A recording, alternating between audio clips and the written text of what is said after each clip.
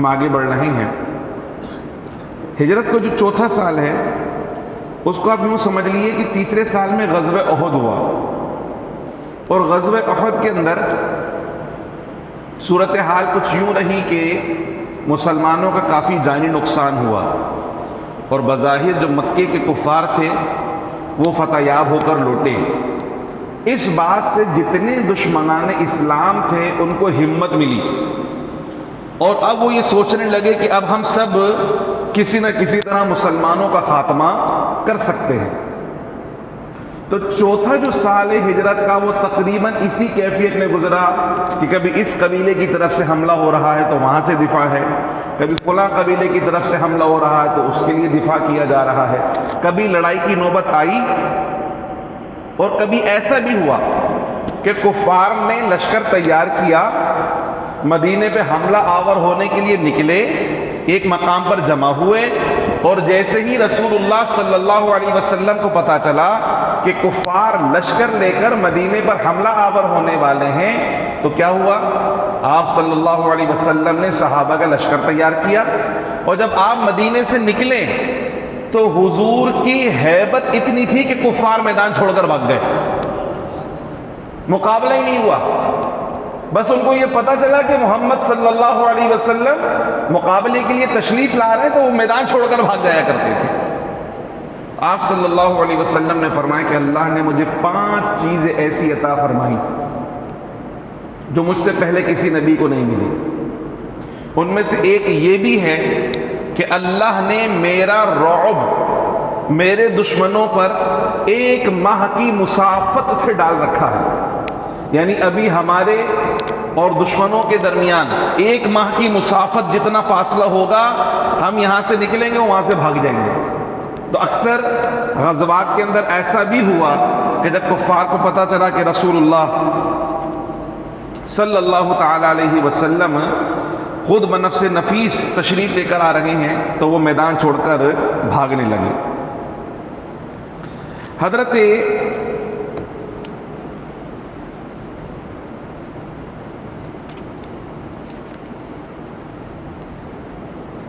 خبیب رضی اللہ تعالی عنہ،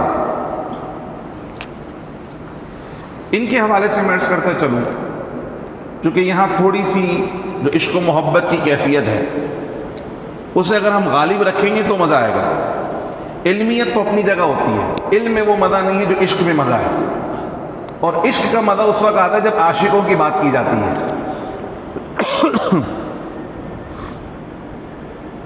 پیارے آقا صلی اللہ تعالی علیہ وسلم کے پاس کچھ افراد آئے، انہوں نے کہا کہ یا رسول اللہ صلی اللہ علیہ وسلم، ہمارے علاقے کے لوگوں نے اسلام قبول کر لیا، آپ ایسا کریں کہ کچھ صحابہ کرام ہمارے علاقے میں بھیج لیں جو ہمیں اسلام سکھائیں، جو ہمیں دین سکھائیں۔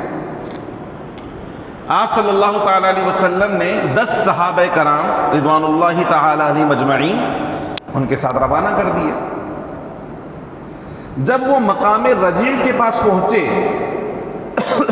تو انہوں نے بدعہدی کی، اور وہاں پر 200 کافر ان 10 صحابہ کرام کے انتظار میں موجود تھے، اور انہوں نے ان صحابہ کرام رضوان اللہ تعالی علیہم اجمعین پر حملہ کر دیا۔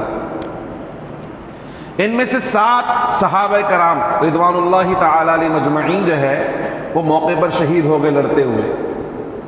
3 کو جو ہے وہ ان کفار نے گرفتار کیا، ان میں سے ایک نے جب ان کے ساتھ مزاحمت کی تو ان کو بھی شہید کر دیا گیا۔ اب بچی 2، ایک حضرت خبیب رضی اللہ تعالی عنہ اور ایک حضرت زید بن دفنہ رضی اللہ تعالی عنہ۔ ان دونوں کو ان کفار نے مکے میں لا کر فروخت کر دیا۔ اب مکے والے تو پہلے ہی مسلمانوں کے خون کے پیاسے تھے، چونکہ ان میں سے ہر صحابی نے کسی نہ کسی مکے والے کے گھر والوں کو قتل کیا تھا، یا تو بدر کے اندر قتل کیا تھا یا احد میں قتل کیا تھا۔ تو ایسے ہی ہوا، حضرت خبیب رضی اللہ تعالی عنہ کو بھی صفوان کے بیٹوں نے خرید لیا قتل کرنے کی نیت سے، اور حضرت زید بن دفنہ رضی اللہ تعالی عنہ کو بھی اسی نیت سے خرید لیا گیا۔ جب حضرت خبیب رضی اللہ تعالی عنہ کو قتل کرنے کے لیے سولی پر چڑھانے کی باری آئی تو کفار نے ان سے پوچھا کہ ہاں بھائی تمہارے کوئی آخری تمنا ہے، کوئی آخری خواہش ہے؟ انہوں نے کہا مجھے 2 رکعت نماز پڑھنے کی اجازت دے دو۔ حضرت خبیب رضی اللہ تعالی عنہ نے مختصر نماز پڑھی، اور مختصر نماز پڑھنے کے بعد ان کفار کو مخاطب ہو کر کہا دل تو یہ چاہتا تھا کہ پوری رات نماز میں گزر جائے، جی بھر کے سجدے کروں، چونکہ زندگی کی آخری نماز ہے، سیری نہ ہوتی، لیکن کہیں ایسا نہ ہو کہ تم یہ گمان کرو کہ میں موت کے ڈر کی وجہ سے لمبی نماز پڑھ رہا ہوں، میں موت سے بھاگنا چاہتا ہوں اس لیے لمبی نماز پڑھ رہا ہوں، تو تمہارے ذہن میں ایسا کوئی گمان نہ آ جائے، اس لیے میں نے نماز کو مختصر کر دیا۔ حضرت خبیب رضی اللہ تعالی عنہ کو سولی پر چڑھا کر شہید کر دیا گیا۔ پیارے آقا صلی اللہ تعالی علیہ وسلم کو بذریعہ وحی جب آپ کی شہادت کی خبر ملی تو آپ صلی اللہ تعالی علیہ وسلم نے مدینہ منورہ میں صحابہ کرام کو کہا کہ کون ہے جو میرے خبیب کی لاش کو سولی پر سے اتار کر لے کر آئے؟ سولی پر لٹکے ہوئے ہیں، ان کی لاش کو سولی پر لٹکا کر رکھا ہوا ہے بطور عبرت۔ لیکن اللہ کی جلوہ گری دیکھیں، حضرت زبیر بن عوام اور حضرت مقداد، یہ دونوں صحابی حضرت خبیب کی لاش کو اتارنے کے لیے گئے۔ حضور کے حکم پر حضور نے وعدہ فرمایا کہ جو خبیب کی لاش لے کر آئے گا اس کو جنت میں ٹھکانہ عطا فرماؤں گا۔ یہ رات میں سفر کرتے دن میں چھپتے، رات میں سفر کرتے دن میں چھپتے، یہاں تک کہ یہ مکہ مکرمہ اس مقام پر پہنچے وادی تنعیم میں جہاں حضرت خبیب کی لاش مبارک سولی پر لٹکی ہوئی تھی، اور 40 کافر اس کا محاصرہ کیے ہوئے تھے۔ حضرت زبیر بن العوام رضی اللہ تعالی عنہ جب آپ نے لاش کو سولی پر سے اتارا تو کہتے ہیں کہ 40 دن ہو چکے تھے شہید کیے ہوئے۔ کتنے؟ 40 دن ہو چکے تھے حضرت خبیب کو شہید کیے ہوئے، مگر ان کی لاش ایسی تر و تازہ تھی جیسے ابھی گلا کاٹا ہوا ہو ان کا۔ ایک ہوتا ہے نا زمین میں محفوظ رکھنا، پتہ نہیں اللہ نے کیسے محفوظ رکھا، تو اللہ نے زمین پر حضور کے غلاموں کے جسموں کو محفوظ کر کے دکھایا ہے۔ 40 دن تک ان کی لاش نہ تو گل رہی ہے، نہ سڑ رہی ہے، نہ بدبو آ رہی ہے، نہ چیل کوے اس کو کھانے کے لیے اتر رہے ہیں، اور اللہ نے اپنے محبوب کے غلاموں کو یہ شان دکھائی کہ دیکھو اللہ کریم اپنے محبوب کے غلاموں کو اس طرح محفوظ رکھا کرتا ہے۔ اور تمہیں یقین ہو جائے کہ وہ پروردگار جو زمین پر محمد مصطفیٰ کے غلاموں کو محفوظ رکھتا ہے وہ زمین کے اندر بھی ان کے غلاموں کو محفوظ رکھ سکتا ہے۔ اس لیے تو بڑا خوبصورت شعر ہے ناز شریف کا کہ زمین میلی نہیں ہوتی، زمن میلا نہیں ہوتا، محمد کے غلاموں کا کفن میلا نہیں ہوتا۔ آپ کے جو دوسرے ساتھی تھے حضرت زید، انہیں جب سولی پر چڑھانے کے لیے سولی پر لایا گیا تو ابو سفیان بھی اس وقت موجود تھے، مسلمان نہیں ہوئے تھے۔ جب ان کو سولی پر چڑھایا گیا، ابھی قتل نہیں کیا گیا تھا، تو ابو سفیان نے کہا زید سچ سچ بتاؤ، اگر اس وقت تمہاری جگہ محمد ہوتے تو تمہیں کیسا لگتا؟ حضرت زید بن دفنہ رضی اللہ تعالیٰ عنہ فوراً تڑپ اٹھے، کہا تم یہ سوال کرتے ہو کہ اس وقت اس مقام پر میری جگہ میرے آقا ہوتے؟ میرے جذبات تو یہ ہیں کہ میں اتنا بھی گوارا نہیں کر سکتا کہ میں اپنے گھر میں ہوں اور میرے آقا رسول اللہ کے قدموں میں کانٹا چھپے، مجھے یہ بھی گوارا نہیں ہے۔ میرے آقا کو اتنی سی تکلیف پہنچے، مجھے یہ بھی گوارا نہیں ہے۔ اور اگر ان کی غلامی کی وجہ سے تم ہماری گردن اڑاتے ہو تو یہ ہمارے لیے نقصان کی بات نہیں بلکہ یہ ہمارے لیے کامیابی کی بات ہے۔ ہمارے لیے اس سے بڑا اعزاز اور کیا ہوگا کہ یہ گردنیں محمد مصطفیٰ کے عشق میں کاٹی جائیں، یہ گردنیں محمد مصطفیٰ کے نام پر کاٹی جائیں، اس جسم کے محمد مصطفیٰ کے عشق میں ٹکڑے ٹکڑے کیے جائیں، اس سے بڑی کامیابی اور ہمارے لیے کوئی ہو ہی نہیں سکتی ہے کہ ان کی برکت سے اللہ نے یہاں بھی عزت عطا فرمائی ہے اور ان کی غلامی کی برکت سے اللہ وہاں بھی عزت ہمیں عطا فرمائے گا۔ کہ ہم اتنا بھی برداشت نہیں کر سکتے کہ ہمارے آقا کے تلووں میں کانٹا چبھے اور ہم آرام سے بیٹھے ہوئے ہیں۔ آپ کو بھی اس جرم کی پاداش میں یہ محمد مصطفیٰ صلی اللہ علیہ وسلم کے سچے غلام اور ان کی حمایت کرنے والے آپ کو بھی شہید کر دیا گیا۔ تو یہ واقعہ رجی کے اندر یہ معاملہ پیش آیا۔ پھر مدینہ منورہ میں یہودیوں کا ایک قبیلہ تھا بنو نضیر، 3 قبیلے تھے، ان کے ساتھ آپ صلی اللہ علیہ وسلم نے معاہدہ کیا ہوا تھا۔ اب ان کے ساتھ معاملہ یہ پیش آیا کہ ایک صحابی رسول نے ان کے کسی حلیف کو قتل کر دیا۔ آپ صلی اللہ علیہ وسلم نے ان کا خون بہا ادا کر دیا، لیکن چونکہ یہودی ہیں ہی بدباطن، بظاہر کچھ ہیں بباطن کچھ ہیں، تو مسلمانوں کا بغض ان کے دل کے اندر بھرا ہوا۔ اس معاملے کو سلجھانے کے لیے رسول اللہ صلی اللہ علیہ وسلم خود بنفس نفیس بنو نضیر قبیلے تشریف لے گئے، ان کے قلعے میں گئے۔ آپ کے ساتھ حضرت ابو بکر بھی ہیں، حضرت عمر بھی، اور حضرت علی رضی اللہ تعالی عنہ مجمعین بھی موجود ہیں۔ ان یہودیوں نے کیا کیا کہ آپ صلی اللہ تعالی علیہ وسلم اور صحابہ کرام کو ایک دیوار کے سائے میں بٹھایا کہ آپ یہاں تشریف رکھیں، ہم ابھی آپس میں مشاورت کر کے پھر آپ سے بات چیت کرتے ہیں۔ اور ان کی چال یہ تھی، سازش یہ تھی کہ اوپر سے ایک پتھر نیچے گرا دیا جائے، ہم یہ کہیں گے کہ جی آنن فانن پتہ نہیں کوئی پتھر گر گیا، ہمیں کیا پتا، اور نیچے رسول اللہ صلی اللہ علیہ وسلم مع اپنے اصحاب کے اس پتھر کی زد میں آ کر شہید ہو جائیں۔ اس طرح کیا ہوگا، ہمیں محمد صلی اللہ علیہ وسلم اور ان کے اصحاب سے ہمیں نجات مل جائے گی۔ یہ ان کی سازش تھی۔ پیارے آقا صلی اللہ علیہ وسلم کو علام الغیوب نے مطلع فرمایا کہ حبیب آپ یہاں سے تشریف لے جائیں، ان کی یہ سازش ہے۔ آپ صلی اللہ تعالی علیہ وسلم وہاں سے تشریف لے آئے اپنے صحابہ کے ساتھ، اور پھر مہاجرین اور انصار کو بلا کر آپ نے میٹنگ کی اور ان کو بتایا کہ بنو نضیر نے اس طرح سازش رچی ہے، اور یہ سازش اس لیے پکی ہے کہ اللہ نے مجھے اطلاع دی ہے کہ ان کے دل میں یہ بات تھی، یہ سازش انہوں نے رچی ہوئی ہے۔ اب چونکہ ہمارا معاہدہ امن کا تھا، یہ معاہدہ توڑ چکے ہیں، اس لیے ان کو مدینے میں رہنے کی اجازت نہیں ہونی چاہیے۔ ان کو پیغام پہنچا دیا گیا 10 دن کے اندر اندر مدینہ خالی کر دو۔ انہوں نے کہا جی ٹھیک ہے کر دیتے، مگر منافقوں کا سردار عبداللہ بن ابی وہ ان کی حمایت میں کھڑا ہو گیا۔ اس نے ان کو چڑھایا، بولا کوئی ضرورت نہیں تمہیں مدینہ چھوڑ کر جانے کی، ہم بھی تمہاری حمایت میں ہیں، اور باقی جو قبیلے ہیں یہودیوں کے بنو غطفان وہ بھی تمہاری حمایت کے لیے آ جائیں گے۔ وہ اس کے بہکاوے میں آ گئے، اور انہوں نے پیارے آقا صلی اللہ علیہ وسلم کو کہا کہ ہم تو نہیں جا رہے، آپ کو جو کرنا ہے کر لیں۔ انہوں نے فرمایا اچھا۔ آپ صلی اللہ علیہ وسلم نے صحابہ کرام کا ایک لشکر جمع فرمایا اور آپ نے ان کے قلعے کا محاصرہ کیا۔ 10 دن تک محاصرہ کیا آپ صلی اللہ علیہ وسلم نے۔ اس 10 دن کے محاصرے میں نہ تو عبداللہ بن ابی ان کی مدد کو آیا، اور نہ وہ آیا جن کی مدد کا اس نے وعدہ کیا تھا۔ باہر سے کوئی خارجی مدد ان کو نہیں پہنچ سکی۔ تو اس نے کیا کیا، ان کو بے وقوف بنا کر رسول اللہ صلی اللہ علیہ وسلم کے خلاف کھڑا کیا۔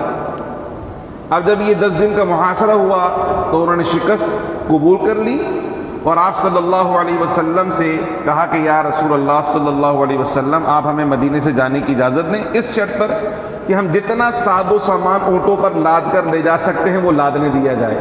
حضور نے اجازت دے دی۔ 600 اونٹوں پہ سامان لادا انہوں نے، 600 اونٹوں پہ، اتنا سامان تھا ان کے پاس۔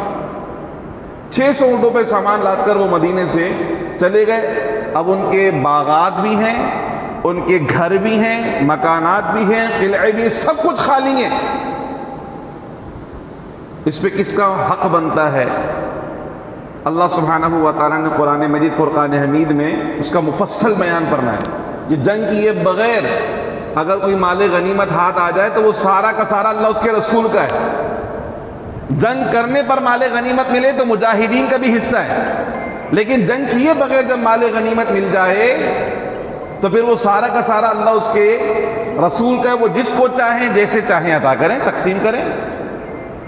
انصار صحابہ کرام رضوان اللہ تعالی علیہ مجمعین آئے اور حضور کی بارگاہ میں عرض گزار ہوئے کہ یا رسول اللہ صلی اللہ تعالیٰ علیہ وسلم، حضور یہ جو یہودی اپنے محلات اور باغات خالی کر کے گئے ہیں، جو مکانات خالی کر کے گئے ہیں، حضور ہمیں اس میں کوئی حصہ نہیں چاہیے۔ یا رسول اللہ صلی اللہ علیہ وسلم، ہمارے وہ مہاجرین بھائی جو مکے سے بے سر و سامانی کے عالم میں آئے تھے، آپ یہ سب ان کو عطا فرما دیجیے۔ ہے کوئی ایسا جو اتنی فراوانی، اتنی فراخ دلی کا مظاہرہ کرے، اپنی پلیٹ میں سے بوٹی نکال کر دوسرے بھائی کی پلیٹ میں ڈال دے؟ آج تو ممکن ہی نہیں ہے، کسی صورت ممکن نہیں ہے۔ مگر وہ حقیقی مسلمان، انہیں پتہ ہے کہ ہمیں کس کو خوش کرنا ہے، ہمیں اللہ اور اس کے رسول کو خوش کرنا ہے۔ اور جب پیارے آقا صلی اللہ تعالیٰ علیہ وسلم کی بارگاہ میں انہوں نے یہ عرض کی تو آپ صلی اللہ تعالیٰ علیہ وسلم کو انصار صحابہ پہ اتنا پیار آیا کہ آپ صلی اللہ علیہ وسلم نے ان کے لیے دست دعا دراز فرمائے، اور حضور نے انصار کو دعا ارشاد فرمائی، اللہم ارحم الانصار و ابناء الانصار و ابناء ابناء الانصار، اے اللہ جو میرے زمانے کے انصار ہیں ان پہ بھی رحم فرما، جو ان کے بیٹے ہوں گے ان پہ بھی رحم فرما، جو بیٹوں کے بیٹے ہوں گے ان پہ بھی رحم فرما۔ ان کی نسلوں کو دعاؤں سے نواز دیا رسول اللہ صلی اللہ علیہ وسلم نے۔ یہ جو آج انصار ہیں نا، یہ حضور کی برکتوں کا فیض اٹھا رہے ہیں، حضور کی دعاؤں کا فیض اٹھا رہے ہیں کہ اللہ کے حبیب نے ان کی نسلوں کو دعاؤں سے نوازا ہے۔ یہ اللہ ان کی نسلوں کو اپنے رحم و کرم سے نواز دے۔ پھر اسی سال پیارے آقا صلی اللہ تعالیٰ علیہ وسلم کی زوج مطہرہ حضرت بی بی زینب بنت خزیمہ کی وفات ہوئی۔ اسی سال پیارے آقا صلی اللہ علیہ وسلم نے حضرت بی بی ام سلمہ رضی اللہ تعالی عنہ سے نکاح فرمایا۔ اسی سال حضرت علی کرم اللہ تعالی وجہہ الکریم کی والدہ ماجدہ، ان کا نام تھا فاطمہ بنت اسد، حضرت علی کی والدہ کا نام تھا فاطمہ بنت اسد، حضور کی چچی جناب ابو طالب کی بیوہ فاطمہ بنت اسد۔ جب ان کا انتقال ہوا تو یہ وہ خاتون ہیں جنہوں نے رسول اللہ کی پرورش کی تھی، رسول اللہ کے لڑکپن میں رسول اللہ کو سنبھالا تھا۔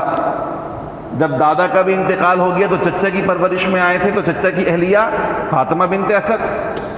تو جب انہوں نے رسول اللہ صلی اللہ علیہ وسلم کی دل جوئی کی بچپن اور لڑکپن میں، تو پیارے آقا صلی اللہ علیہ وسلم نے ان کو یہ اعزاز عطا فرمایا کہ ان کے کفن کے لیے رسول اللہ نے اپنا کرتا عطا فرمایا کہ میرے کرتے میں ان کو کفن دیا جائے۔ اور صرف یہی نہیں، جب ان کی قبر کھودی گئی تو ان کو دفنانے سے پہلے خود رسول اللہ صلی اللہ علیہ وسلم ان کی قبر میں جلوہ گر ہوئے، ان کی قبر میں گئے اور سرکار نے ان کے لیے دعا فرمائی۔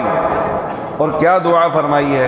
حضور نے فرمایا، اے اللہ میرے اور اپنے نبیوں کے وسیلے سے، یہ حضور کی دعا کے الفاظ ہیں، نبیوں کو وسیلہ مانگا اور قبر میں کھڑے ہو کر مانگا۔ کس نے مانگا؟ خود رسول اللہ نے مانگا۔ تو قبر پہ کھڑے ہو کر دعا کرنا کس کی سنت ہوئی؟ لوگ یوں کر لیتے ہیں، ہاتھ نیچے کر لیتے ہیں، اٹھے ہوئے بھی ہوں تو نیچے کر لیتے ہیں، عجیب لوگ ہیں۔ دعا مانگنے میں کس بات کا مذائقہ، دعا مانگنے میں کس بات کی شرم اور جھجک؟ جنازے کے بعد دعا ہو تو لوگ یوں کر لیتے ہیں، ہاتھ نیچے کر لیتے ہیں، یہ دعا نہیں مانگیں گے۔ کیوں نہیں مانگیں گے دعا یار؟ اچھا ہاتھ نیچے کر لو تو کیا دعا نہیں ہوتی؟ دعا تو ہاتھ نیچے کر کے بھی مانگی جا سکتی ہے۔ جن کے ہاتھ کٹے ہوں کیا وہ دعا نہیں کرتے ہیں؟ دعا تو وہ بھی کر لیتے ہیں۔ اور پھر جی دعا مانگیں گے تو خانہ کعبہ کی طرف منہ کر کے دعا مانگیں گے، کسی اور طرف منہ کر کے دعا نہیں مانگیں گے۔ تو میرے پیارے بھائی ذرا اتنا بتائیے، کیا اللہ عز و جل صرف سمت قبلہ میں ہاتھ اٹھا کر دعا مانگنے والوں کی دعا سنتا ہے؟ یہ آپ نے کہاں سے اخذ کر لیا؟ یہ مسئلہ کس سے سیکھ لیا آپ نے؟ خانہ کعبہ صرف ہماری نمازوں کا قبلہ ہے، دعا کا قبلہ تو آسمان ہوا کرتا ہے۔ اس لیے اگر خانہ کعبہ کی طرف رخ کر کے دعا مانگنی ہوتی تو یوں کر کے دعا مانگتے، جیسے استلام کرتے ہیں استلام کرتے ہیں تو یوں کر کے کرتے نا.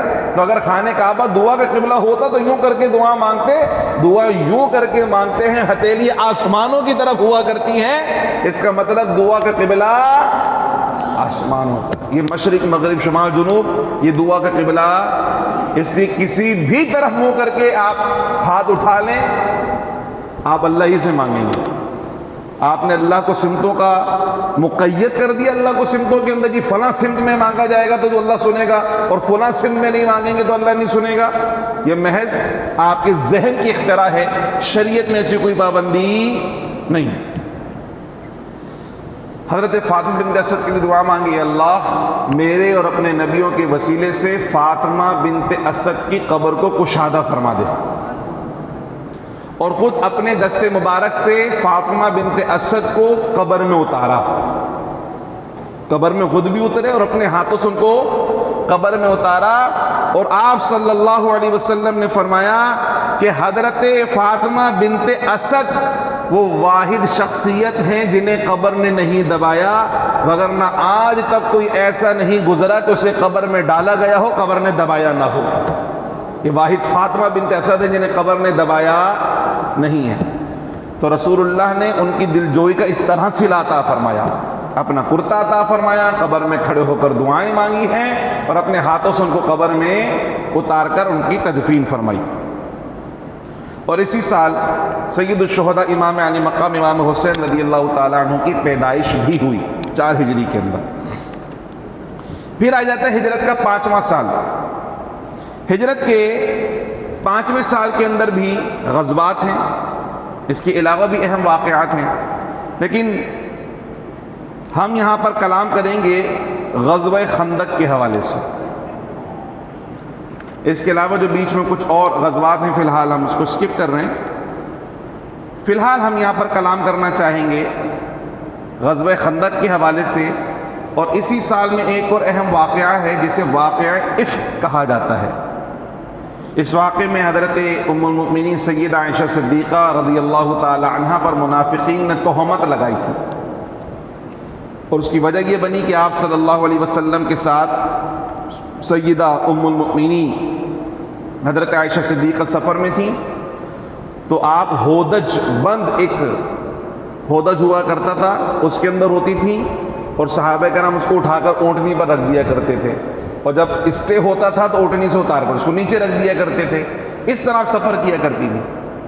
تو ایک رات ایسا ہوا کہ آپ قضاء حاجت کے لیے تشریف لے گئیں, وہاں آپ کو دیر لگ گئی, دیر ایسے لگ گئی کہ آپ کا ہار گم ہو گیا. آپ اس کے انتظار میں ہار ڈھونڈنے لگ گئی, ہار کہاں چلا گیا. اس کیفیت میں آپ کو دیر لگ گئی اور قافلہ روانہ ہو گیا. جب واپس پہنچی تو قافلہ جا چکا تھا. اب آپ کو بڑی حیرانگی ہوئی کہ میں کیا کروں, قافلہ تو جا چکا ہے. تو آپ وہیں پر چادر اوڑھ کر لیٹ گئیں. حضور علیہ الصلوۃ والسلام کی سفر میں حکمت عملی یہ تھی کہ ایک بندہ قافلے کے پیچھے رہتا تھا, اور قافلہ جب روانہ ہو جاتا تھا تو وہ پورے پڑاؤ کا دورہ کرتا تھا, وزٹ کرتا تھا, اور جہاں کہیں کوئی گری پڑی اشیاء نظر آتی وہ اٹھا لیا کرتا تھا, اور پھر اگلے پڑاؤ پر قافلے کے ساتھ آ کر مل کر ان کی وہ چیزیں انہیں واپس کر دیا کرتا تھا. بہترین حکمت عملی. کسی کی کوئی چیز گم بھی ہو گئی تو بعد میں اس کو مل جاتی تھی. تو حضرت صفوان رضی اللہ تعالیٰ عنہ ان کی ڈیوٹی تھی. جب یہاں پر آئے تو دیکھا کہ کوئی چادر اوڑھے لیٹا ہوا ہے. تو آپ نے جب دیکھا تو آپ نے ام المؤمنین سیدہ عائشہ صدیقہ رضی اللہ تعالی عنہ کو پردے کا حکم نازل ہونے سے پہلے دیکھا ہوا تھا. وہ فوراً پہچان گئی تو ام المؤمنین حضرت سیدہ عائشہ صدیقہ ہیں. تو آپ نے زور سے انا للہ و انا الیہ راجعون پڑھا, تو فوراً وہ مطلع ہو گئی کہ کوئی پیچھے موجود ہے. حضرت صفوان کے پاس اونٹ تھا, انہوں نے اپنا اونٹ بٹھایا, ام المؤمنین کو اونٹ پر سوار کیا, اور اس کے بعد وہ روانہ ہو گئے. اس کے علاوہ پورے راستے کوئی گفتگو ام المؤمنین کی حضرت صفوان کی کوئی گفتگو نہ ہوئی. اب جناب یہ قافلے میں پہنچ گئے, مگر وہ جو منافقین تھے انہیں ایک بہانہ ہاتھ آ گیا, اور معاذ اللہ ثم معاذ اللہ رسول اللہ کی زوجہ اور مومنوں کی ماں پر انہوں نے تہمت لگا دی. یعنی ایسی بات جسے بولتے ہوئے ہماری روح کانپ جائے, جس کا تصور کرنا بھی ہم گوارا نہیں کر سکتے, ایسی تہمت مومنوں کی ماں پر لگائی گئی. پیارے آقا صلی اللہ علیہ وسلم چاہتے تو خود اپنی زبان سے اپنی اہلیہ کی پاکی کو بیان فرما دیتے, لیکن چونکہ وہ رسول اللہ کی اہلیہ تھی، تہمت کوئی چھوٹی نہیں بہت بڑی لگی تھی، تو پھر پاکی کا بیان بھی فرش سے نہیں عرش سے آنا تھا، اور ایسا آنا تھا کہ قیامت تک ان کی پاکی کے نغمے، لوگ مسجدوں کے اندر بھی ان کی پاکی کے نغمے پڑھیں گے اور لوگ اپنی محافل کے اندر ان کی پاکی کا ترانے گائیں گے۔ اللہ نے قرآن میں آیتیں نازل فرمائیں اپنے پیارے حبیب کی زوجہ مطہرہ کی پاکی کے اوپر کہ یہ ایسی ہیں کہ اللہ عز و جل نے اپنے حبیب پر، صحابہ کرام سے مشورہ کیا حضور نے ان کے بارے میں، حضرت عمر نے کتنی خوبصورت بات کی کہ لگے یا رسول اللہ صلی اللہ علیہ وسلم، ہم نے یہ دیکھا کہ مکھی آپ کے اوپر نہیں بیٹھتی حضور، چونکہ مکھی گندگی پر بیٹھا کرتی ہے، اللہ کو یہ گوارا نہیں کہ جو مکھی گندگی پر بیٹھتی ہے وہ میرے حبیب کے اوپر بیٹھے، تو اللہ کسی گندی عورت کو اپنے حبیب کے نکاح میں پسند نہیں کر سکتا۔ حضرت عائشہ اگر آپ کے نکاح میں ہیں تو اس کا مطلب یہ ہے کہ جس طرح آپ طیب ہیں، آپ کی زوجہ بھی طیبہ اور طاہرہ ہیں، جیسے آپ پاک ہیں یا رسول اللہ آپ کے گھر والے بھی پاک ہیں، تیری نسل پاک میں ہے بچہ بچہ نور کا، تیری نسل پاک میں ہے بچہ بچہ نور کا، تو ہے عین نور، تیرا سب گھرانہ نور کا۔ یا رسول اللہ آپ کا گھرانہ تو وہ جن کے لیے اللہ تعالیٰ پاکی کی آیتیں قرآن میں نازل فرماتا ہے، انما یرید اللہ لیذھب عنکم الرجس اہل البیت ویطہرکم تطہیرا، اللہ تو چاہتا یہ ہے نبی کے گھر والوں تم سے ہر قسم کے رجس کو دور کر دیا جائے، ہر قسم کی گندگی ناپاکی کو دور کر دیا جائے، اور تمہیں ایسا ستھرا کر دیا جائے، تمہاری ایسی تطہیر کر دی جائے کہ اب تم صرف خود پاک نہیں بلکہ جو تم سے محبت کرے اللہ اس کو بھی پاک فرما دیا کرے گا۔ تو ان کی پاکی کا بیان اللہ نے قرآن کے اندر نازل فرمایا، یہ بھی اسی 5 ہجری کے اندر واقع رونما ہوا۔ اب ہمارے غزوہ خندق کی طرف، ابھی آپ نے سماعت فرمایا کہ 4 ہجری میں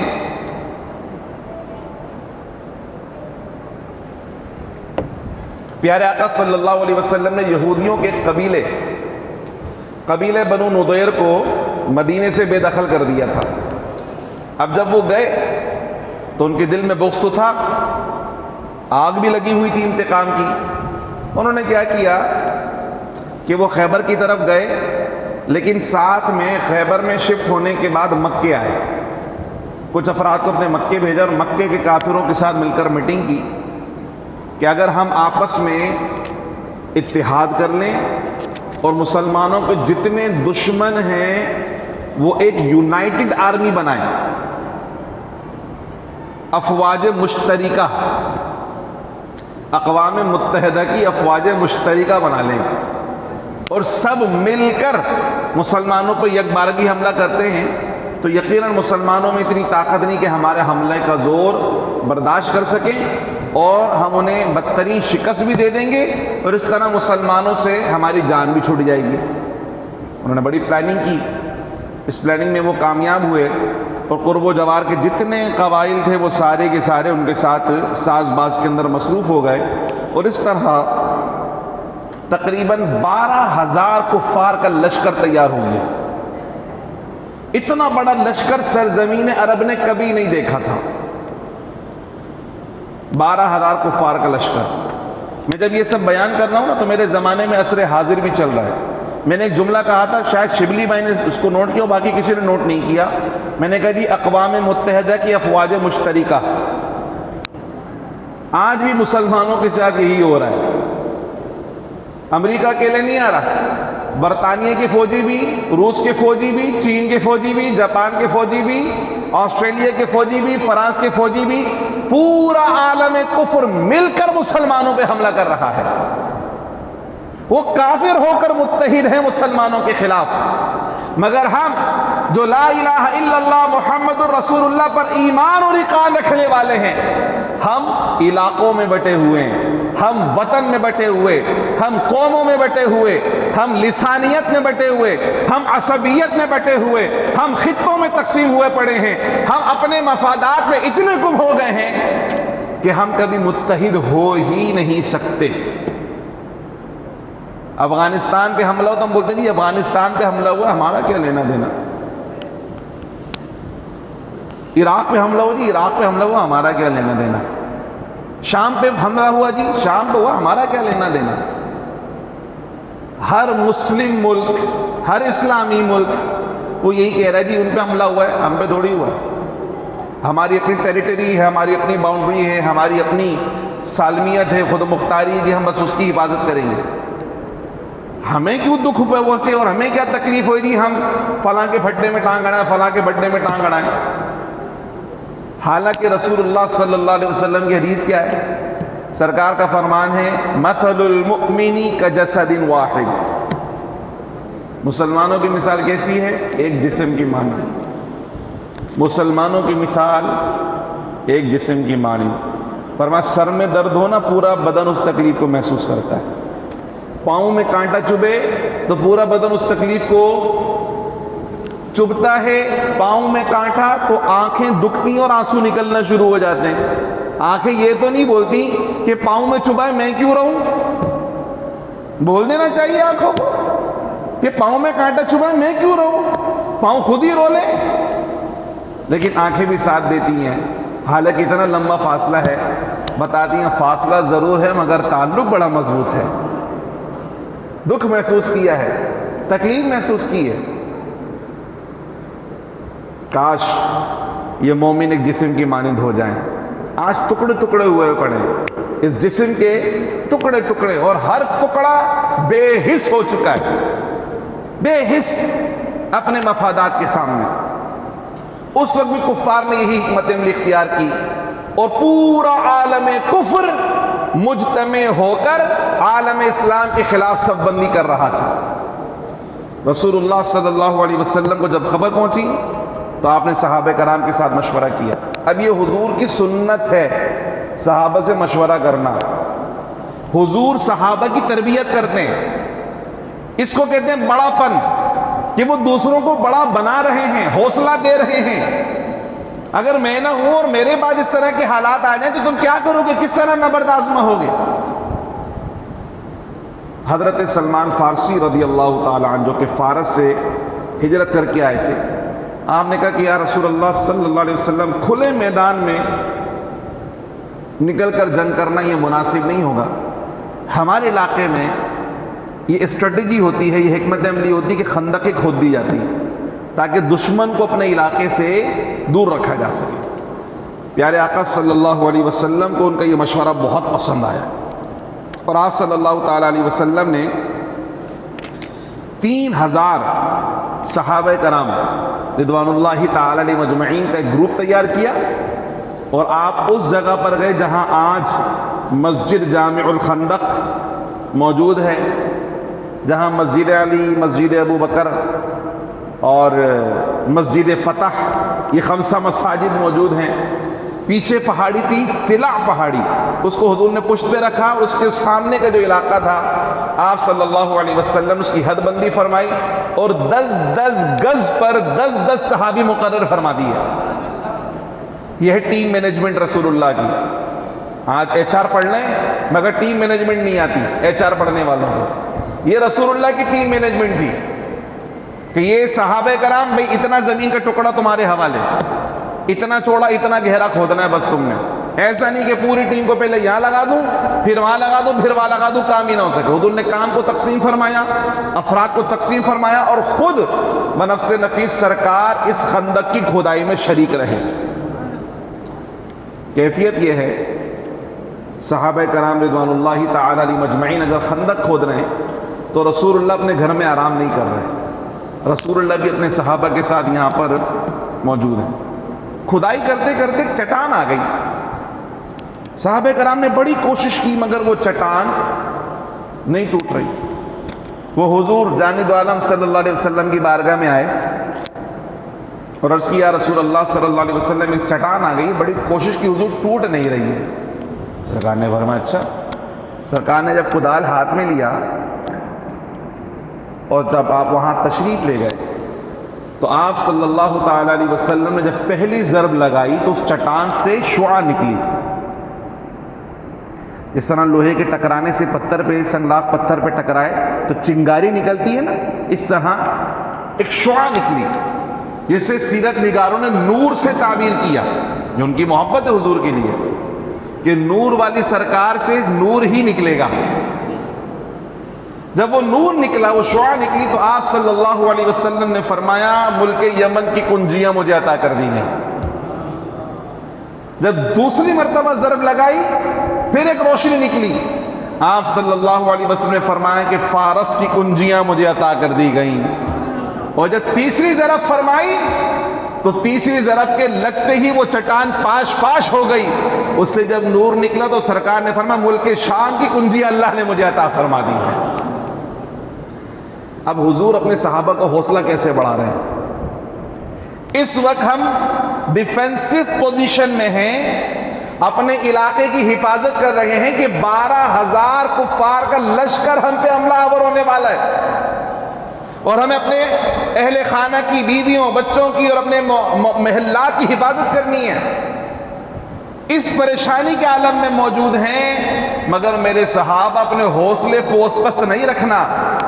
آج بلا شبہ ہم یہاں پر مدینے کی حفاظت پر مامور ہیں، لیکن اللہ نے ہمارے مقدر میں یمن کی حکومت بھی لکھی ہے، اللہ نے تمہارے مقدر میں فارس کی حکومت بھی لکھی ہے، اللہ نے تمہارے مقدر میں شام کی حکومت بھی لکھی ہے۔ ہر جگہ رسول اللہ کے متوالے توحید کا پرچم لہراتے چلے جائیں گے۔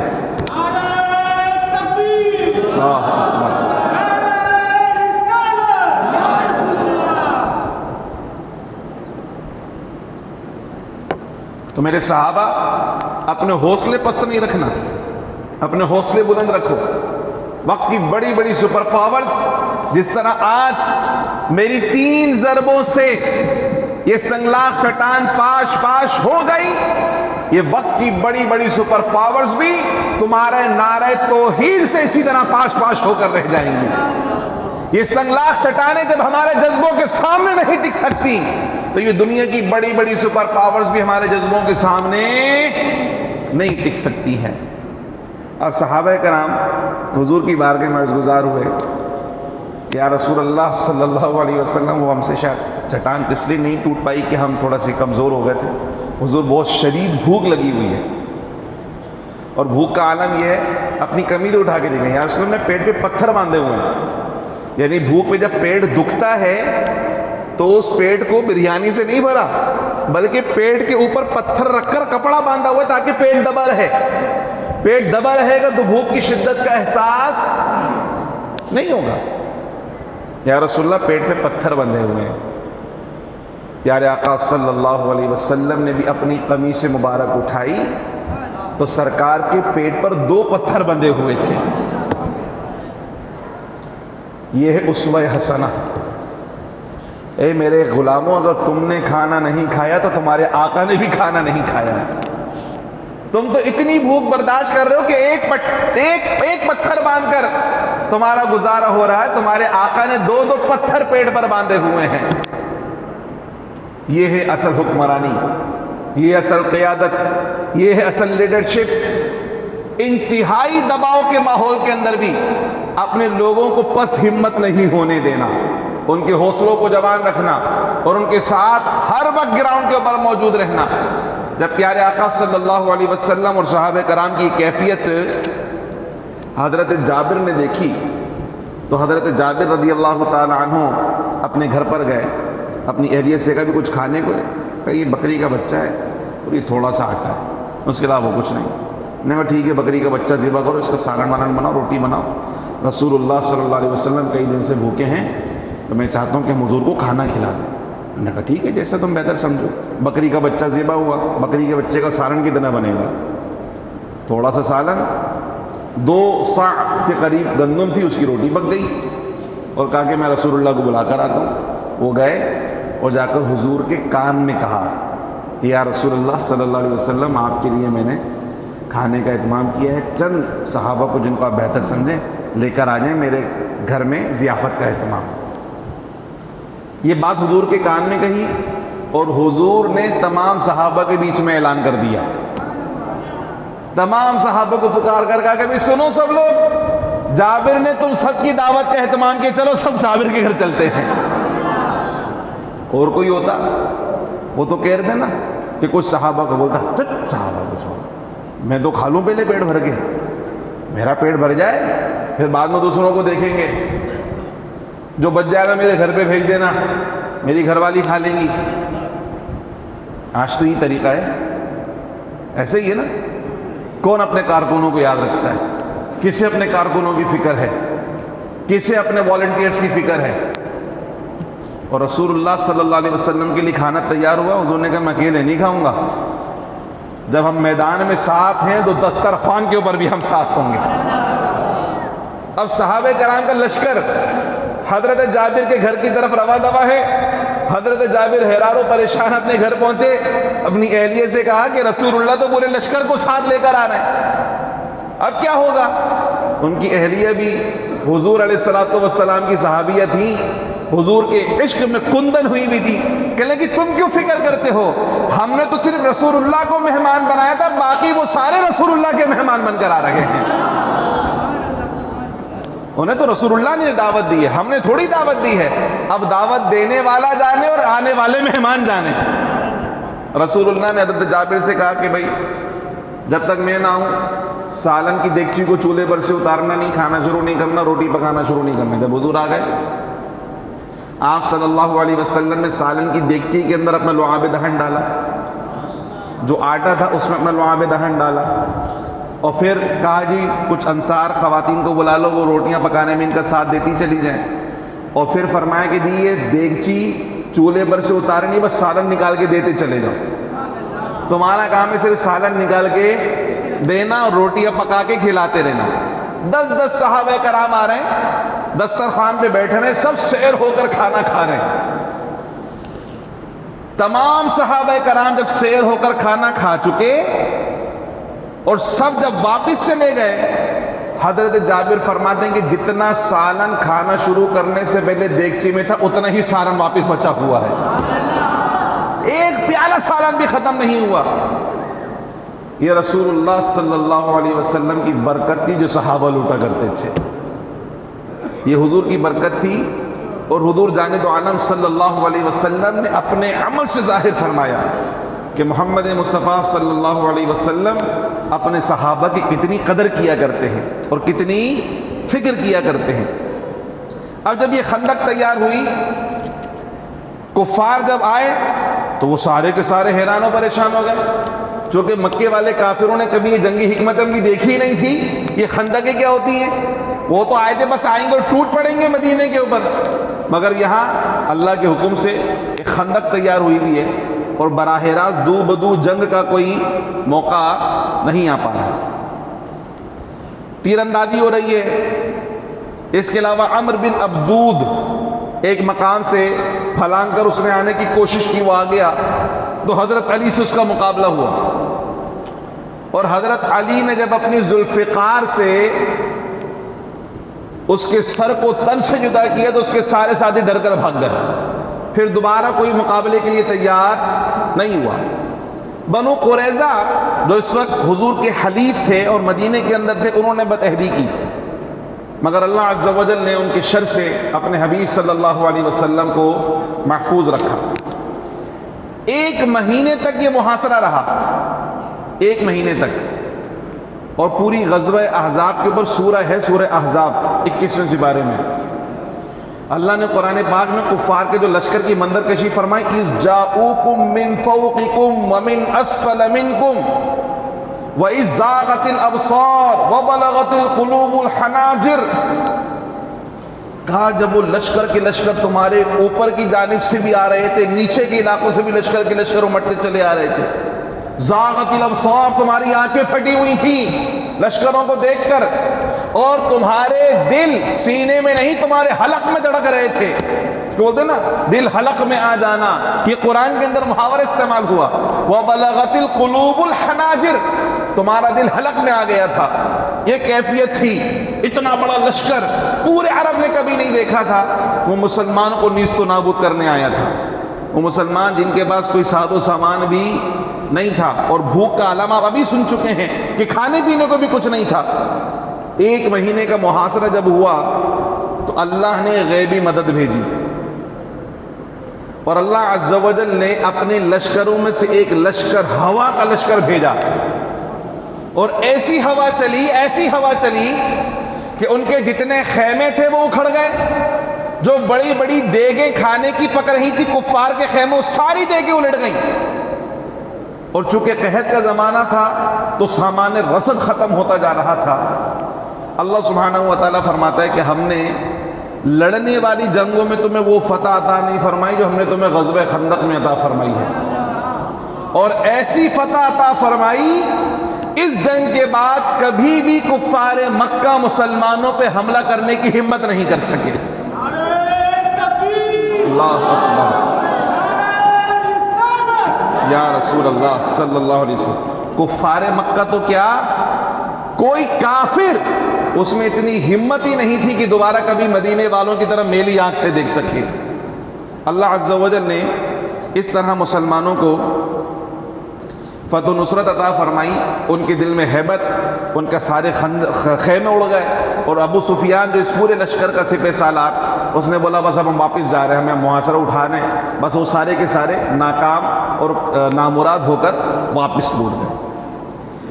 اب حضور جانت عالم صلی اللہ تعالیٰ علیہ وسلم کے ایک صحابی حضرت سعد بن معاذ رضی اللہ تعالیٰ عنہ، جو کہ انصار کے قبیلے کے سردار بھی ہیں، اس جنگ میں ان کو ایک تیر لگا، اس تیر کی وجہ سے ان کی جو شہرگ ہوتی ہے وہ کٹی، اور 1 مہینے تک وہ علیل رہے۔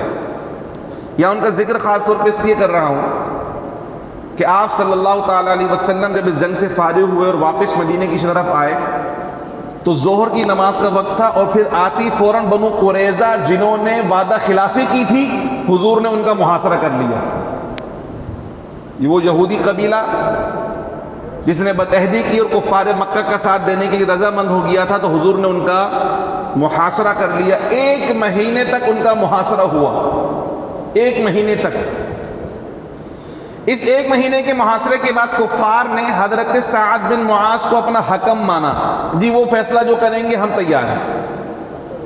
ان کو امید تھی کہ سعد بن معاذ انصاری ہیں، بڑا ہمارا تعلق رہا ہے، شاید کوئی ربا ربی کا معاملہ ہو جائے گا، کوئی نرمی کا معاملہ ہو جائے گا۔ حضرت سعد بن معاذ، میں نے آپ کو بتایا شہرگ کٹی ہوئی ہے، شدید تکلیف میں ہے، مگر جب رسول اللہ کا فرمان آیا کہ سعد یہ یہودی بنو قریظہ کے جو ہیں وہ تمہارے فیصلے پر رضامند ہوں گے، حضرت سعد بن معاذ اسی تکلیف اور زخم میں عالم میں رسول اللہ کا حکم سنتے ہی فوراً وہاں پر پہنچ گئے۔ اور جب یہ پہنچے ہیں نا تو سرکار علیہ الصلوۃ والسلام نے ان کے اعزاز میں ان کی قوم کے افراد کو فرمایا قوموا لسیدکم، تمہارا سردار آ رہا ہے، اس کے احترام میں سب کے سب کھڑے ہو جاؤ۔ کہ کسی کے احترام میں کھڑا ہونا یہ شرک نہیں ہے، بلکہ کسی کے احترام میں کھڑا ہونا یہ صحابہ کی سنت ہے، اور کسی کے احترام میں لوگوں کو کھڑا کروانا یہ رسول اللہ کی سنت مبارکہ ہے۔ یہاں تو کسی کو بول دے جی فلاں شخصیت آ رہی ہے ذرا ان کے احترام میں کھڑے ہو جاؤ، تو لوگ بڑے آئے کھڑا کروانے ہمارے کو، بہت بڑا آدمی ہے کوئی اس کے لیے کھڑے ہو جائے۔ سرکار نے کھڑا کروایا سعد بن معاذ کے لیے، کہا یہ تمہارے سردار ہیں، ان کی قوم کے لوگ کھڑے ہو جاؤ، تو سارے ان کے احترام میں کھڑے ہوئے۔ حضرت سعد بن معاذ نے کیا فیصلہ فرمایا؟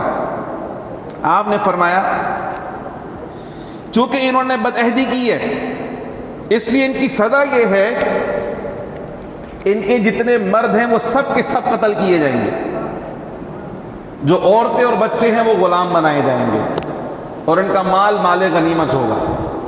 اب وہ یہودی تو سٹ پٹا گئے، بولے ہم تو سمجھ رہے تھے کہ سعد جو ہے وہ چونکہ مدینے کے رہنے والے کچھ نرمی کا معاملہ فرمائیں گے، تو حضرت سعد نے کہا جو رسول اللہ کا نہیں ہوا وہ ہمارا نہیں ہوتا، ہمارا تو تعلق ہی نہیں اس کے ساتھ جو رسول اللہ کا غدار ہو، تم نے رسول اللہ کے ساتھ غداری کی ہے، تمہارے ساتھ کسی نرمی کا رویہ نہیں رکھا جائے گا۔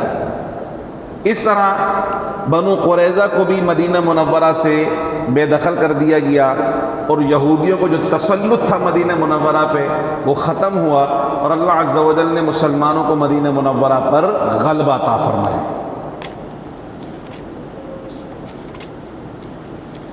اسی سال پیارے آقا صلی اللہ علیہ وسلم نے حضرت زینب بنت جحش رضی اللہ تعالی عنہ سے نکاح فرمایا، اور اسی سال مسلمان عورتوں پر پردہ فرض کر دیا گیا، اس سے پہلے پردہ فرض نہیں تھا۔ اسی سال تیمم کی آیت بھی نازل ہوئی، وہ حضرت عائشہ کا جو ہار گم ہو گیا تھا تو اس کے اندر وہ پریشان ہو گئے تھے سارے کے سارے، ہار نہیں مل رہا تھا، تو پانی ختم ہو گیا۔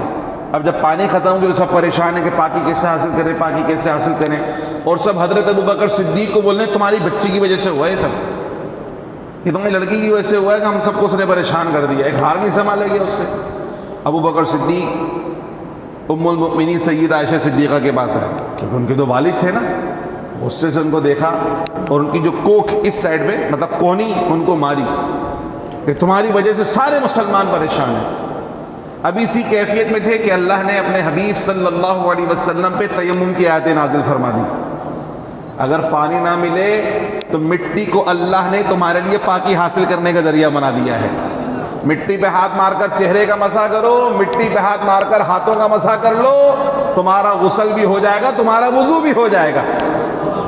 اب جب یہ خاص عنایتیں ہوئی مسلمانوں پر تو وہی لوگ جو تھوڑی دیر پہلے ابو بکر کو باتیں سنا رہے تھے اب وہ آ کر ہاتھ ملا رہے ہیں، ابو بکر تمہاری بچی کی وجہ سے اللہ نے ہمیں خوشیاں عطا فرمائی ہیں، اللہ نے ان کی وجہ سے ہمیں سہولتیں عطا فرمائی ہیں، اللہ نے ان کی وجہ سے ہمارے لیے آسانیاں پیدا فرما دی ہیں۔ تو ہر کام میں اللہ کی کوئی نہ کوئی حکمت ہوتی ہے۔ یہ آیتیں ویسے بھی نازل ہو سکتی تھی مگر اہمیت کیسے پتہ چلتی ہے؟ اہمیت بھی تو جتانی ہے نا، اس لیے اللہ سبحانہ و تعالیٰ کی خاص حکمتیں ہوا کرتی ہیں کچھ احکام کو نازل کرنے کے لیے۔ جب وہ ماحول، وہ سینیریو جب کریٹ ہو جاتا ہے پھر وہ حکم نازل کیا جاتا ہے تو لوگوں کو اس حکم کی اہمیت کا اندازہ ہوتا ہے۔ جب پانی نہ ہو پھر تیمم کی آیت آئے تو پتہ چلتا ہے تیمم کیا ہوتا ہے، اور پانی میسر ہو اور تیمم آ جائے انہیں پتہ نہیں تیمم کیا چیز ہے، واقعی کام کی چیز ہے کہ بھی نہیں ہے، احساس نہیں ہوتا۔ اسی سال جو ہے پیارے آقا صلی اللہ علیہ وسلم نے صلاۃ الخوف، جنگ کے دوران جس طرح نماز پڑھی جاتی تو حضور نے صلاۃ الخوف بھی اسی سال پڑھی۔ پھر ہجرت کا چھٹا سال ہے، اور ہجرت کے چھٹے سال میں جو سب سے اہم واقعہ ہے وہ ہے صلح حدیبیہ اور بیعت رضوان۔ آپ صلی اللہ علیہ وسلم نے خواب دیکھا کہ میں اپنے صحابہ کے ساتھ طواف حرم کر رہا ہوں، تو آپ نے 1400 صحابہ کرام کے ساتھ ایک عمرہ گروپ تشکیل دیا، اور اس گروپ کے گروپ لیڈر ہیں پیارے آقا صلی اللہ علیہ وسلم۔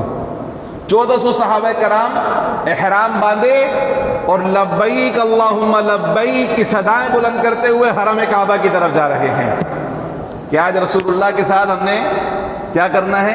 طواف کرنا ہے، خانہ کعبہ کا طواف کریں گے، صفا و مروہ کی سعی کریں گے، مقام ابراہیم پہ نوافل پڑھیں گے، اور حضور جانے دو عالم کے ساتھ آب زمزم سے خوب سیراب بھی ہوئیں گے۔ مکے کے کافروں کو جب پتہ چلا تو انہوں نے کہا جی ہم مسلمانوں کو مکے میں داخل نہیں ہونے دیں گے۔ آپ صلی اللہ علیہ وسلم 1400 صحابہ کرام کے ساتھ حدیبیہ کے مقام پر تشریف فرما ہو گئے، اور اب گفت و شنید کا سلسلہ کفار مکہ کے ساتھ چل رہا ہے۔ آپ صلی اللہ تعالیٰ علیہ وسلم نے حضرت عثمان غنی کو اپنا سفیر بنا کر بھیجا کہ جاؤ ان سے جا کر بات چیت کرو۔ حضرت عثمان غنی نے جا کر انہیں یہ کہا کہ رسول اللہ صلی اللہ علیہ وسلم صرف عمرہ کرنے کی غرض سے آئیں، ہمارے پاس اسلحہ نہیں، ہم لڑنا نہیں چاہتے، ہم قتال نہیں کرنا چاہتے، ہم کوئی شورش برپا نہیں کرنا چاہتے، بس بیت اللہ کا طواف کریں گے، سعی کریں گے، عمرہ کریں گے، چلے جائیں گے واپس۔ انہوں نے کہا نہیں، ہم مسلمانوں کو مکے میں داخل نہیں ہونے دیں گے۔ اب ادھر صحابہ کرام کہہ رہے ہیں کہ دیکھو عثمان کتنے خوش نصیب ہیں، ہمیں روک دیا گیا، عثمان تو بیت اللہ کا طواف کر لیں گے جا کر۔ ادھر حضرت عثمان غنی کو آفر بھی ہوئی، اے عثمان تم تو آ گئے ہو، تم کر لو طواف، تمہیں منع نہیں ہے، لیکن تمہارے نبی کو نہیں آنے دیں گے۔ حضرت عثمان کیا فرماتے ہیں؟ کہا اگر وہ نہیں کریں گے تو میں بھی نہیں کروں گا، اگر میرے آقا کو اجازت نہیں ہے تو میں بھی طواف نہیں کروں گا۔ حضرت عثمان کی واپسی میں کچھ تاخیر ہوئی، اور وہاں پر یہ شور برپا ہو گیا کہ حضرت عثمان رضی اللہ تعالیٰ عنہ کو معاذ اللہ شہید کر دیا گیا۔ صحابہ کرام سخت بیچے ہیں، اور انہوں نے کہا کہ ہم عثمان کا بدلہ لیے بغیر واپس نہیں لوٹیں گے۔ صحابہ کی بے چینی کو دیکھتے ہوئے آپ صلی اللہ علیہ وسلم نے ایک ببول کے درخت کے نیچے صحابہ کرام سے بیعت لی ہے کہ ہم واقعتاً ہم عثمان کا قصاص اور اس کا بدلہ لیے بغیر یہاں سے واپس نہیں جائیں گے۔ اب یہ جو صحابہ کرام بیعت کر رہے ہیں یہ رسول اللہ صلی اللہ علیہ وسلم کے دست مبارک پر اپنا ہاتھ رکھ کر بیعت کر رہے ہیں. اور اللہ سبحانہ و تعالیٰ قرآن مجید میں ارشاد فرماتا ہے ان الذین یبایعونک انما یبایعون اللہ. اے حبیب جو یہاں بیعت ہو رہی ہے آپ سے، یہ آپ سے نہیں بلکہ در حقیقت اللہ سے بیعت کر رکھے ہیں. ید اللہ فوق ایدیہم، یہ عقیدے کی بات. اللہ کے لیے جہاں پر ید یعنی ہاتھ، چہرہ، آنکھ، اس طرح کے کلمات جہاں اللہ عز و جل کے لیے آئے تو اس سے مراد ہمارے جیسا ہاتھ نہیں ہے، ہمارے جیسی آنکھیں نہیں ہیں، ہمارے جیسا چہرہ نہیں ہے، چونکہ اللہ تعالیٰ جسم سے پاک ہے. اللہ جسم سے، زور سے بولیں، اللہ جسم سے، اللہ جسم سے پاک ہے. تو پھر اس سے مراد کیا ہے؟ پہلے کے بزرگ کہتے تھے جی ہم نے اس کی تشریح بھی نہیں کرنی، تشریح بھی کریں گے تو گمراہ ہو جائیں گے. بس آمنا و صدقنا، اللہ ہی جانے کہ اس کا کیا مطلب ہے. چونکہ اللہ کی طرف نسبت ہے نا، اس کی کیفیت کو بیان نہیں کر سکتے. مگر بعد کے بزرگوں نے کہا کہ نہیں، اگر ہم اس کی تعویل نہیں کریں گے، تشریح نہیں کریں گے تو لوگ گمراہ ہو جائیں گے، فتنے پیدا ہو جائیں گے. تو پھر انہوں نے اس کی تعویل کی، اس کے معنی کا تعین کیا تاکہ لوگ اس بات کو سمجھ سکیں.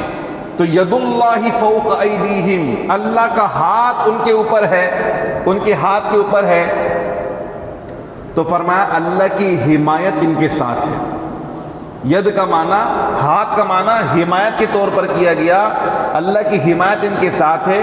اردو کے اندر بھی یہ جملہ ہم عام طور پہ استعمال کرتے ہیں، یار اس کے پیچھے کس کا ہاتھ ہے، اس کے پیچھے، اس بندے کے پیچھے کس کا ہاتھ ہے، مطلب کس کی سپورٹ حاصل ہے اسے. ہوتا ہے نا اردو میں جملہ استعمال.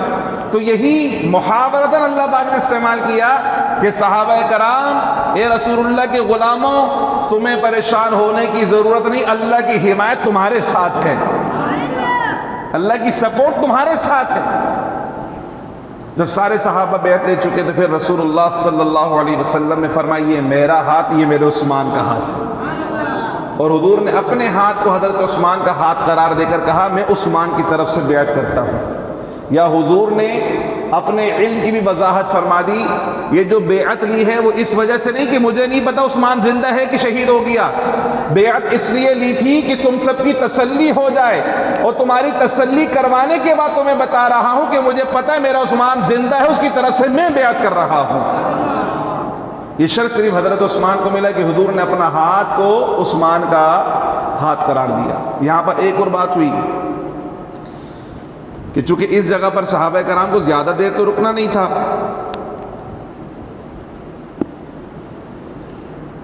اب پانی کی قلت ہو گئی، جو کنواں تھا اس میں اتنا پانی نہیں تھا کہ سب سیراب ہو سکے، پانی خشک ہو گیا. اب پانی کے لیے پریشان ہے، کیا کریں. پیارے آقا صلی اللہ علیہ وسلم کی بارگاہ میں عرض گزار ہوئی، یا رسول اللہ پانی ختم ہو گیا، کیا کریں. ایک پیالے میں پانی تھا بس، وہ حضور کی بارگاہ میں لایا گیا. اے حضور اتنا ہی پانی.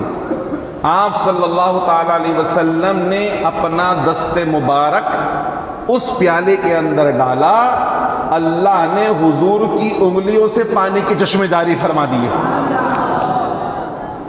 اور 1400 صحابہ کرام نے سیر ہو کر پانی پیا. ایک نہیں، دو نہیں، 1400 صحابہ کرام نے پانی پیا، اپنے جانوروں کو پانی پلایا. مگر پانی ختم نہیں ہوا، دست رحمت سے آب رحمت کے چشمے جاری تھے، سب سیراب ہو رہے تھے. ایک صحابی رسول سے کسی نے پوچھا بھئی تم کتنے لوگ تھے؟ اب ان کے بتانے کا انداز دیکھیں، صحابی ہیں نا. کہنے لگے اگر 1,00,000 بھی ہوتے سب کو پانی کافی ہو جاتا، مگر اس دن ہم 1400 تھے. ویسے یہ ان کی محبت کا انداز، حضور کے معجزے کی شان. 1,00,000 بھی ہوتے سارے کے سارے پانی پی لیتے، مگر اس دن ہم 1400 تھے، جن سب کو سرکار نے سیراب فرمایا.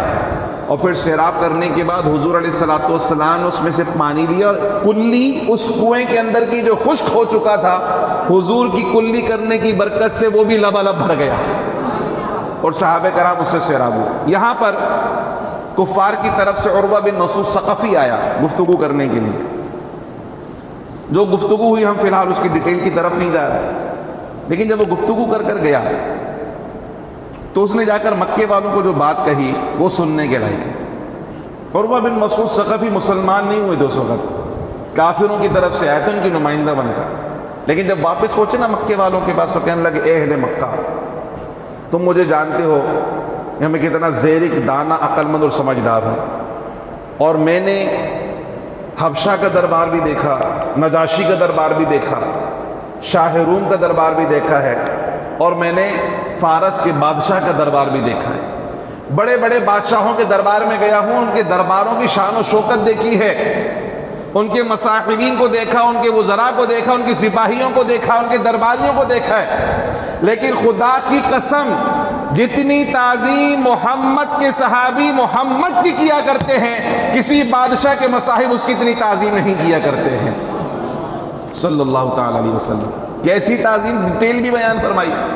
کہا کہ اگر وہ تھوکتے بھی ہیں نا تو ان کے صحابی ان کے تھوک کو بھی زمین پر گرنے نہیں دیتے، اپنے ہتھیلیوں پر لے لیا کرتے ہیں، ہتھیلی پر لے کر اپنے چہرے سینے پہ مل لیا کرتے ہیں۔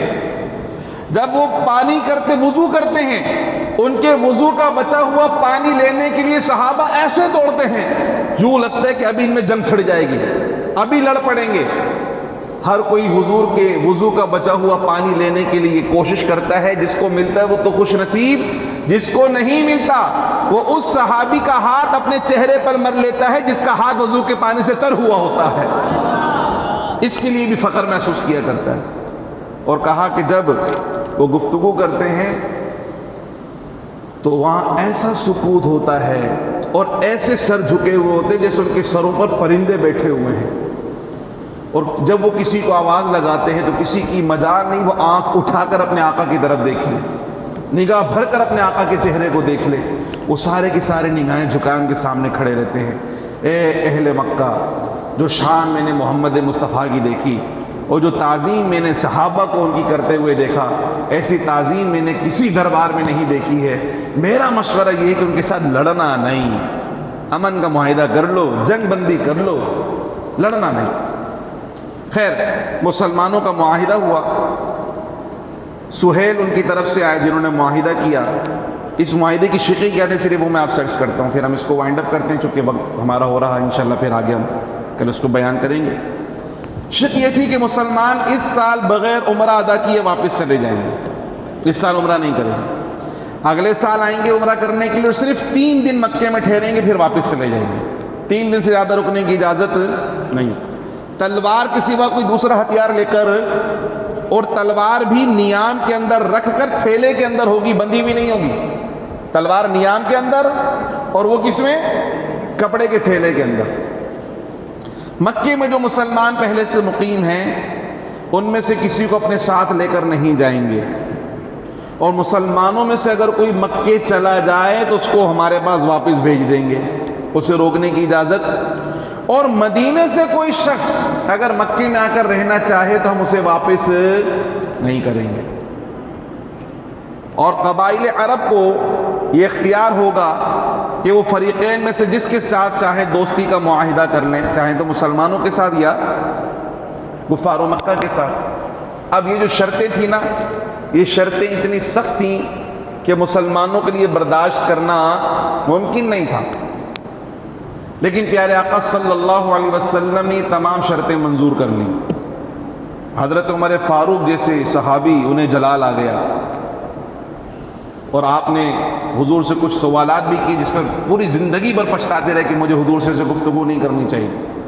صرف ابوبکر صدیق تھے جو پورے معاملے میں تحمل کے ساتھ رہے، اور سب کو کہتے رہے کہ رسول اللہ کا دامن نہیں چھوڑنا، رسول اللہ کو مضبوطی سے پکڑ کے رکھو، اسی میں کامیابی ہے۔ اب پیارے آقا صلی اللہ علیہ وسلم نے چونکہ یہ باتیں مان لی تھیں، اس لیے آپ صلی اللہ علیہ وسلم نے صحابہ سے کہا بھئی اب احرام کھولنا ہے، جانور ذبح کرو، احرام کھولو اور بال وغیرہ منڈوا لو۔ اب سب غصے میں بیٹھے ہوئے ہیں، پہلی مرتبہ ایسا ہوا کہ رسول اللہ کہہ رہے ہیں اور کوئی نہیں کر رہا۔ آپ نے ام سلمہ رضی اللہ تعالی عنہ سے کہا کہ لوگ میری بات کیوں نہیں سن رہے؟ مطلب غم و غصے کی کیفیت، شدید جذبات کی کیفیت کے اندر ہے صحابہ کرام۔ آپ نے فرمایا حضرت ام سلمہ نے، یا رسول اللہ صلی اللہ علیہ وسلم آپ ان کو ان کے حال پہ چھوڑ دیجیے، آپ اپنا جانور ذبح کیجیے، آپ اپنے حلق کروا لیجئے اور آپ اپنا احرام اتار لیجئے۔ اچھا صحابہ کرام شاید یہ سمجھ رہے تھے کہ ہم چونکہ غم و غصے میں تو شاید حضور اپنا فیصلہ تبدیل کر لیں، مگر حضور نے جب فیصلہ کر لیا تو کر لیا۔ سرکار نے اپنے بال منڈوائے، سرکار نے احرام اتار لیا، جب جانور سرکار نے ذبح کر لیا تب صحابہ کو یقین ہو کہ حضور اپنا فیصلہ تبدیل کرنے والے۔ راوی کہتے ہیں کہ اب جب صحابہ حلق کر رہے ہیں نا تو غم و غصے کی حالت ایسا لگتا ہے کہ سر کے بال اتارنے کے وجہ ایک دوسرے کی گردنیں کاٹ دیں گے، اتنی شدید غضب کے اندر ہیں، بس بھرا ہوا منہ غصہ اور بس کر رہے ہیں، نہ چاہتے ہوئے بھی یہ کام کر رہے ہیں۔ اللہ سبحانہ و تعالیٰ نے حضور جانے دو عالم صلی اللہ علیہ وسلم کی صحابہ کی تسلی کے لیے سورہ فتح نازل فرمائی۔ اِنَّا فَتَحْنَا لَكَ فَتْحًا مُبِينًا، اس سے پہلے صرف فتح ملی تھی، آج فتح مبین ملی ہے۔ تمہیں نہیں پتا کہ آج کتنا بڑا کام ہوا ہے، تمہاری جو آنکھیں ہیں وہ صرف موجودہ حالات کو دیکھ رہی ہیں، مگر زمانے آئندہ میں کیا کچھ ہونے والا ہے تم اس سے باخبر۔ یہ اللہ کی حکمت ہے، تمہیں اس کی خبر نہیں ہے، اللہ بہتر جانتا ہے۔ اور اللہ تمہاری تسلی کے لیے بتا رہا ہے کہ آج تمہیں شکست نہیں ہوئی ہے، بلکہ آج کفار کے مقابلے میں اللہ نے تمہیں فتح مبین عطا فرمائی ہے۔ آج کافروں نے تمہیں قوت مان لیا ہے، ریاستی سطح پر تمہیں تسلیم کر لیا ہے، تمہیں اپنے برابر کا لوگ مان کر تم سے معاہدہ کرنے کے لیے تیار ہوئے ہیں۔ اور یہ تمہاری سب سے بڑی کامیابی ہے کہ تمہارا وہ دشمن جو ہر وقت تمہیں نیست و نابود کرنے کے منصوبے بناتا تھا، آج وہ تم سے ٹیبل ٹاک کرنے کے لیے تیار ہو گیا ہے۔ یہ تمہاری سب سے بڑی کامیابی ہے۔ اللہ اکبر یا رسول اللہ۔ اور اس کے بعد جو اسلام کے لیے ترقی کے دروازے کھلنے والے وہ تمہیں نہیں پتا، وہ اللہ کو پتا ہے اور اللہ کے حبیب کو پتا ہے۔ اپنے دل چھوٹے نہ کرو، اللہ نے آج تمہیں فتح مبین عطا فرمائی ہے۔ تو اس صلح حدیبیہ کو اللہ نے قرآن میں فتح مبین سے تعبیر فرمایا۔ یہ 6 ہجری تک کا جو اہم ترین واقعہ ہے ہم نے وہ آپ کی بارگاہ میں پیش کر دیا ہے۔ اب ہم کوشش کریں گے کہ انشاءاللہ عز و جل 2 اہم ایونٹ وہ کل ہم بیان کریں۔ ایک فتح مکہ، چونکہ یہ صلح حدیبیہ جو ہے وہ فتح مکہ کا گیٹ وے ہے، فتح مکہ کا دروازہ کھولنے والی یہ صلح حدیبیہ ہے، جس کی وجہ سے فتح مکہ کا دروازہ کھلا ہے۔ وہ انشاءاللہ کوشش کرتے ہیں کہ کل ہم فتح مکہ پر بھی کلام کریں، غزوہ خیبر پر بھی کچھ تھوڑی سی گفتگو کر لیں، اور انشاءاللہ عز و جل وقت میں اللہ نے برکت عطا فرما دی تو انشاءاللہ عز و جل پیارے آقا صلی اللہ علیہ وسلم کو جو حج ہے انشاءاللہ اس پر بھی ہم کلام کرنے کی سعادت حاصل کریں گے انشاءاللہ۔ اب صرف 2 دن ہمارے باقی ہیں۔ آج 10 تاریخ ہماری ہو گئی ہے، یہ 10ویں نشست ہے۔ 11 اور 12 یہ 2 نشستیں ہماری ہیں، اور ہم اپنے عروج کی طرف رواں دواں ہیں۔